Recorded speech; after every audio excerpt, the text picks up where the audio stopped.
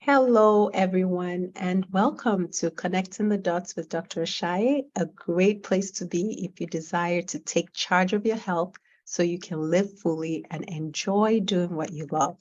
And today I'm here with Krissy White. Krissy is a licensed professional counselor with over 12 years of experience. She specializes in treating anxiety, depression, and in increasing confidence. Krissy will also be certified in brain spotting in June. She will be the only clinician in Katy, Texas with this certification. And today she's going to share some tips on how to manage overwhelming anxiety. Welcome, Krissy. Hi, thank you. Thank you for having me today. Yeah, thank you for being here. I really appreciate it.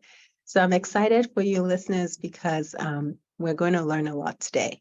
So you're listening to Connecting the Dots with Dr. Ashai. I'm your host, Lola Ashai. I'm a family medicine doctor, and I believe lifestyle changes should be the foundation of medical treatment. I'm the owner of InTouch Primary Care in Sugar Land, where we pride ourselves in providing individuals concierge-like healthcare with direct access to the doctor so they can get the care they need without any hassle or delay. You can learn more about our services on our website, www.intouchprimarycare.com. So before we get into it, if you want to help spread the word, share these valuable resources with others. And there are 3 easy ways to do it: subscribe, share, and like. That way you can help others improve their health and you can help us reach a wider audience, because when you do that, you're telling them the content is worth watching and they should check it out too. So please take a moment, subscribe, share, and like these videos. It's a small action. It can make a big difference for a lot of people. Thank you for your support, and let's work together to help more people. All right, let's dive in, Krissy. So what would you like to tell us and our listeners about yourself professionally or personally? Yes, well, you did a great job with the introduction. So yes, I have 12 years of experience. I've worked in a variety of settings. I've worked with kids, I've worked with teens, I've worked with adults, parenting, families, couples, kind of got the gamut of it all. Right now, though, I specialize in treating teens and adults who suffer from anxiety and depression and really working on building that self-confidence. So what I have found through my practice is that people who have intense anxiety and some depression really struggle with low self-esteem and that they don't believe that they're good enough. And so the anxiety comes from other people potentially finding that out, that fear of judgment that, oh, they might know that I'm not good enough or funny enough or pretty enough. And so I found that this combination of like raising that self-esteem while also lowering that negative self-talk with anxiety and depression, and also through experience, can really help manage those symptoms. So right now my practice is online, but I will be getting an office in Katy soon. And yeah, that's who I treat. Awesome. Yeah, that's much needed. So I'm happy to hear that. So can you share a little bit more about what types of conditions you see and how you treat them? Mhm. So I do a combination of talk-based therapy, cognitive behavioral therapy primarily, in conjunction with solution-focused and brain spotting. So cognitive behavioral therapy, which is a little bit of what we'll be going over today with some of that anxiety management. I do that by looking at like, what is the evidence to prove a lot of these anxious fears? I combine that with a solution focused approach where we're looking at, well, what is the best way to kind of solve this problem? We try it for a little bit, see if it works. If not, we revamp, we build on your strengths. So what are the things that are already working and how do we continue that?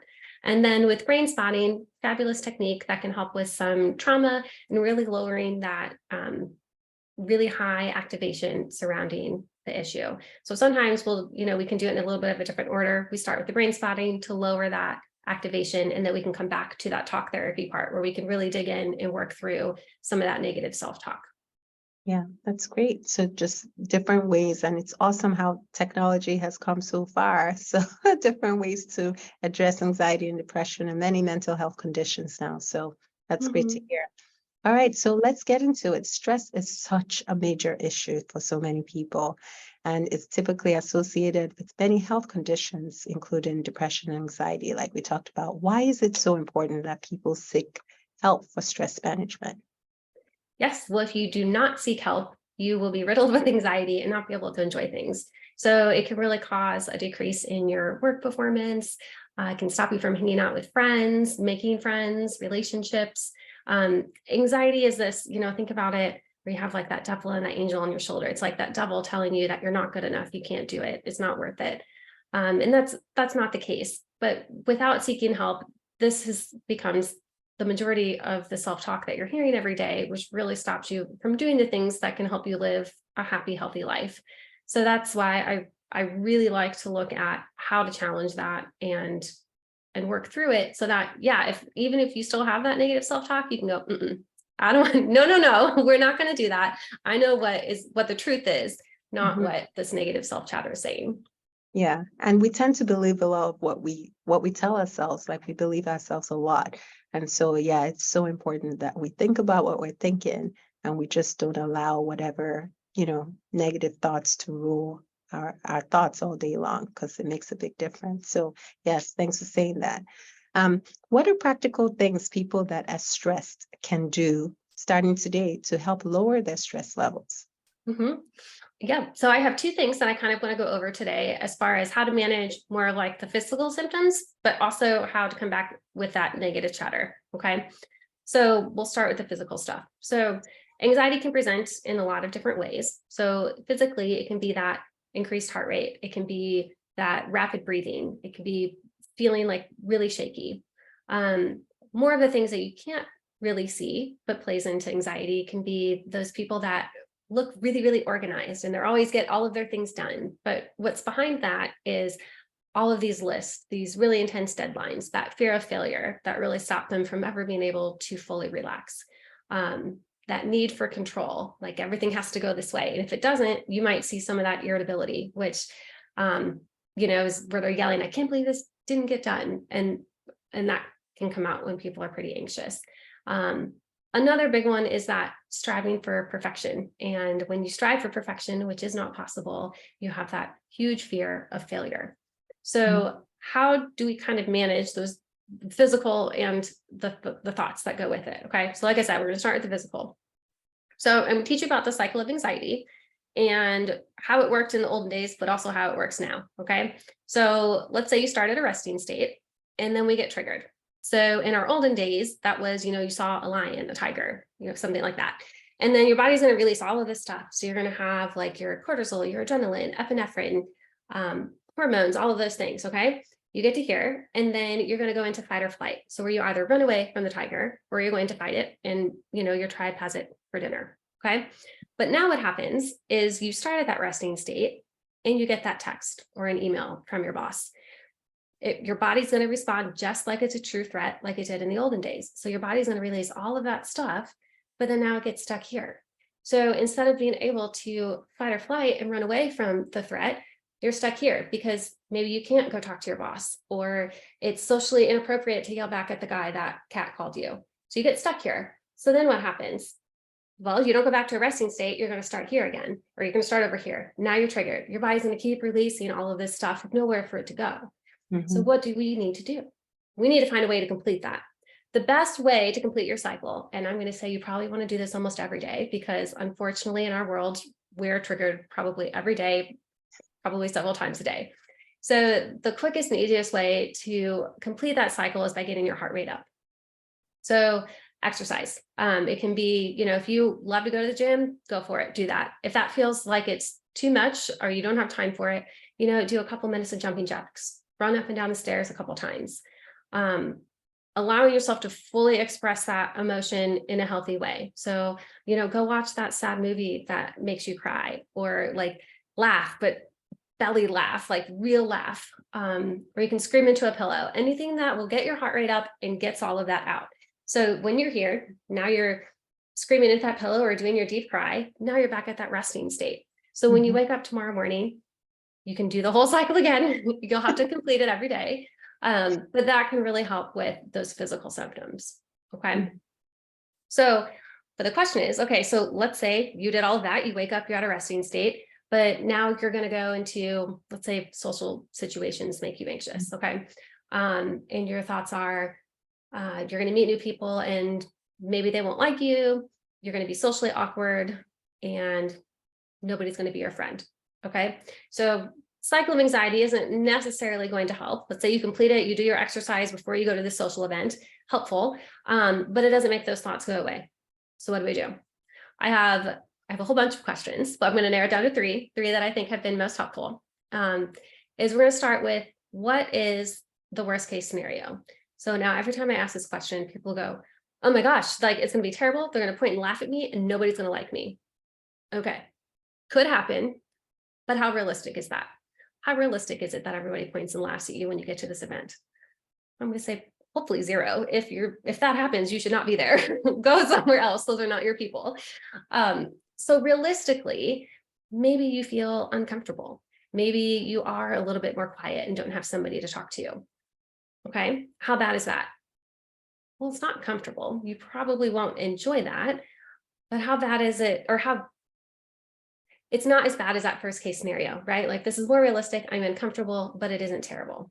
Right. And then the last question I like to follow it up with is, how do you cope? So what do we do if it's awkward and you're like, I don't know what to say, or I don't know what to do? Well, how do you cope? Well, take some deep breaths, and maybe beforehand you've come up with some questions you want to ask, some conversation starters, or maybe you can find someone in the room that you can kind of connect with and say, hey, I love your shoes, or that sounds really interesting, tell me more.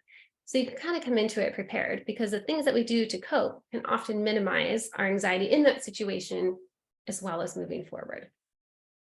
Right. So Yeah, so those are so helpful. And you said it so well. A lot of these things, those are the things we try to, we talk about when I see patients and things like that too, because it's just every day, like you said, there's usually an opportunity to be triggered. And I really like what you said about being prepared ahead of time, because I think that's what tends to stop people. Like, sometimes we get focused in that thinking, what if, and we go get past that. But getting past that by thinking, okay, sure, what if it actually does happen? Like, if you think that and then prepare for it, that's I think that makes a lot of people a lot more comfortable. So, and I know there's so many other strategies that that people with anxiety and with stress can benefit from. And that's one of the things I like to tell people. Like, I'm very big on lifestyle behaviors, which includes stress management. And in addition to sleep and physical activity and whole food plant predominant diet and all of that, but all that feeds into your health. And so when people are stressed and anxious, seeing a counselor, seeing a therapist can be so helpful, because it minimizes, it's not, I'm not opposed to medications, but a lot of times that's not typically enough. Together is better. And sometimes you can even get off medicine when you learn the proper techniques and strategies to take care of these conditions. So thanks for sharing that. I think that was very helpful. All right.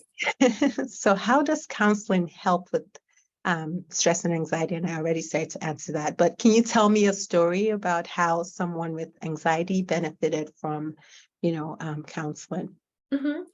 Absolutely. So this is my jam, right? I love doing anxiety all day long. But the biggest thing is it takes practice. So I could tell you, okay, do those 3 thought challenging questions, and you do them and you're like, okay, but I don't really believe you. Like, how do I know that that's going to work? So it's going to be that combination of you going out and doing it in the world, along with like continued practice of you doing that. Because right now you've got that highway to anxious thoughts. So, you hear about something, you're like, oh, worst case scenario. Oh, the worst case scenario. So we need to really work and rewire that brain. And the good news is you can, there's neuroplasticity, which means your brain can learn new things all the time. So just like when the power goes out and you try to turn on the light, okay, how many times do you try to turn on the light until you're like, oh yeah, the power's out, right? So let's say three times maybe, and then you remember to not keep trying to turn the light on. That's what we're trying to do with thought challenging. And that's what continued counseling can do, is we rewrite what it is that we want our brain to think, but we have to keep reminding it. And then, we come up with a new situation, and then we have to rewrite what we want the brain to think. And eventually it gets to the point that I can do that automatically. Now, in those super high triggering situations, we might have to work with it a little bit more to bring it down, but you've already built up all of this experience through therapy and rewriting it, that that it works. So extended therapy can really help you get to the place that you can do that on your own. Right. Yeah. Thank you. Yeah, that's really helpful. And that's important to say too, because I think sometimes people have something happen. They go to therapy. Actually, just talked to somebody about this yesterday, and they, feel like, okay, I've done therapy, now that's it. But it does take time, and so that's what I was mentioning. I was like, yeah, you've done therapy, but obviously there's still some things that need to be unpacked. So I think it would be best for us to continue to do Mhm. that because, yeah, and there's relapse, there's, that happens sometimes. And then sometimes you just need more of a maintenance Mhm. therapy just for things to really get better with using those strategies. So, yeah, Definitely. Because as we do these like thought challenging questions, those can help in the moment. Wonderful. That doesn't necessarily get to the core root of that issue. If the root of the issue is that you don't feel like you're good enough, we got to resolve that. Because if we can resolve that issue, those thought challenging questions are going to be so easy. You're going to be able to rattle them off, no problem, and figure out the answer. right. So helps in the moment. Wonderful. But we definitely want to get to the root of the issue, which is where that counseling can come into. Right. Awesome. Well, this has been great, and I hope you have learned, as much as I have from this episode. This has been awesome. So, how can people find you, Krissy? Yes, great question. They can find me at my website. So creatingchangescounseling.com. So there's an S, creatingchangescounseling.com. On there, you'll find my phone number. So in my email is Krissy.white@creatingchangescounseling.com. My phone number is also on there. You guys are welcome to call or text. It is a business line, so it's not monitored 24/7, but I know sometimes if somebody's anxious, I want to give everybody the opportunity. Sometimes texting is a little bit easier than calling. And then I also can be found on Facebook at Creating Changes Counseling. Awesome. So we'll have all those handles in the caption so you guys can take a look at that. And thank you for listening. Remember to subscribe, share, like, and you never know who might need this. So please subscribe, share, like. And if you're in the Houston area and you like to experience the peace of mind that comes with being able to reach your doctor when you need it, check us out at InTouchPrimaryCare.com. We're in Sugar Land, and you can enroll on our website, www.InTouchPrimaryCare.com. Thank you. Have a great rest of the day. All right. Thanks. Thank you, Bye. Krissy. Bye-bye.